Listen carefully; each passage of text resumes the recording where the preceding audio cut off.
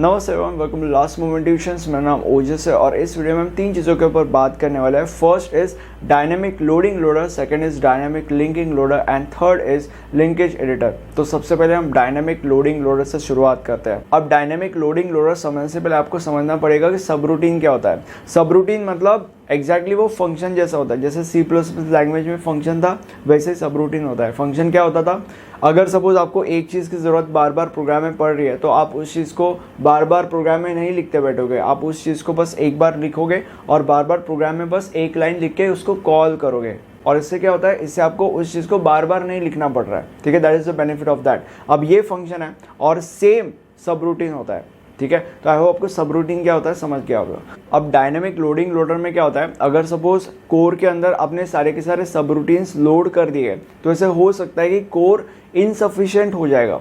ठीक है, और इस सिचुएशन की वजह से फर्दर कॉम्प्लिकेशंस आ सकते हैं जो आप नहीं चाहते। अब ऐसे प्रोग्राम्स का एग्जीक्यूशन तभी पॉसिबल है जब सारे के सारे सेगमेंट्स का मेमोरी में प्रेजेंट होना ज़रूरी नहीं है, इट इज़ नॉट रिक्वायर्ड। अब ऐसे सिचुएशन में बस उन्हीं सेगमेंट्स को मेमोरी के अंदर रखा जाता है जिनकी ज़रूरत होती है।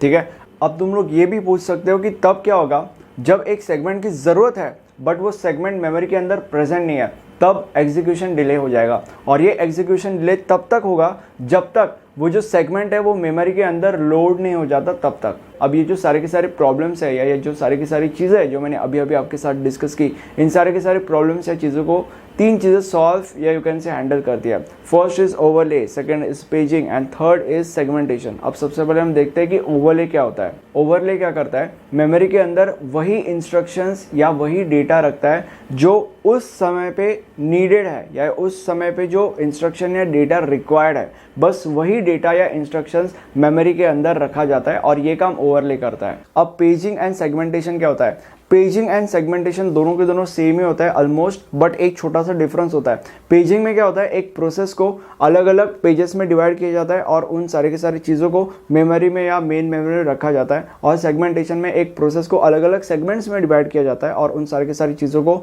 मेमोरी या मेन मेमोरी में रखा जाता है। ओके, बट डिफरेंस क्या है, डिफरेंस ये है कि पेजिंग में जो पेजिंग होता है वो क्या करता है, अगर सपोज ये प्रोग्राम है तो वो ये देखने नहीं वाला कि कहाँ पे क्या शुरू हो रहा है, कहाँ पे क्या खत्म हो रहा है। अगर फंक्शन यहाँ पे शुरू हो रहा है, यहाँ पे खत्म हो रहा है, वो ये नहीं देखेगा। वो डायरेक्टली इसको डिवाइड करेगा अलग अलग पेजेस में और वहाँ पे रख देगा। एक फंक्शन को आधा भी डिवाइड करके वो मेमोरी में रख सकता है। ठीक है, it is on that. But segmentation में क्या होता है, सेगमेंटेशन में ऐसा नहीं होता। सेगमेंटेशन में अगर सपोज फंक्शन यहाँ पे शुरू हो रहा है, यहाँ पे खत्म हो रहा है, तो इस फंक्शन का एक अलग से सेगमेंट बनेगा। ठीक है, और ये एक अच्छी चीज़ है। और पेजिंग की वो एक बुरी चीज़ है कि वो देखता नहीं है कहाँ पे क्या खत्म हो रहा है, कहाँ पे क्या शुरू हो रहा है। अब डायनेमिक लोडिंग लोडर का एक एडवांटेज भी है। ये सारी की सारी बातें सुन के आपको एडवांटेज क्या है वो पता चल ही गया होगा। एडवांटेज ये है कि इससे मेमोरी वेस्ट नहीं होती। आई होप आपको पेजिंग, सेगमेंटेशन, ओवरले एंड ये डायनेमिक लोडिंग लोडर क्या होता है समझा होगा। अब हम लिंकेज एडिटर के ऊपर जंप करते हैं। लिंकेज एडिटर में आपको 5 चीज़ें समझने की ज़रूरत है। सबसे पहली चीज़ जो बहुत ज़्यादा ईजी है वो है लिंकेज एडिटर को हम बाइंडर भी कहते हैं। सेकेंड चीज़, अगर आप एक प्रोग्राम एग्जीक्यूट कर रहे हो फॉर एग्जाम्पल, तो आपको allocation, relocation, linking and loading करने की ज़रूरत होती है।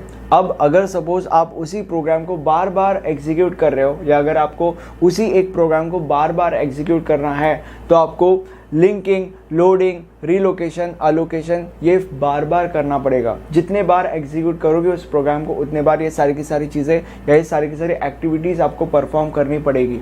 और अगर आप ये सारी की सारी एक्टिविटीज़ बार बार परफॉर्म करते हो तो उससे क्या होता है, उससे time complexity and space complexity increase होती है जो आप नहीं चाहते। और इसी के लिए एक सेपरेट वे आउट बनाया गया है या एक आइडिया बनाया गया है विच इज़ इन सारी की सारी एक्टिविटीज़ को परफॉर्म करने के लिए एक सेपरेट ग्रुप बनाया जाए और यहीं पे बाइंडर काम करता है। बाइंडर एक ऐसा प्रोग्राम है जो एलोकेशन, रिलोकेशन, लिंकिंग ये सारी चीज़ें परफॉर्म करता है।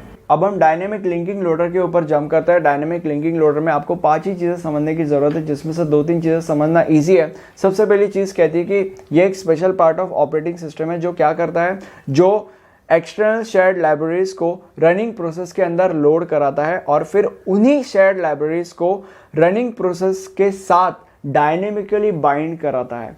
अब ये जो पूरा का पूरा अप्रोच है, इस अप्रोच को डायनेमिक लिंकिंग लोडर या लेट लोडर कहा जाता है। अब थर्ड पॉइंट, कभी कभी ऐसे होता है कि एग्जीक्यूशन के लिए आपको पूरे के पूरे लाइब्रेरी को लोड करने की ज़रूरत नहीं है, और इसी चीज़ में मदद करता है आपकी डायनेमिक लिंकिंग लोडर।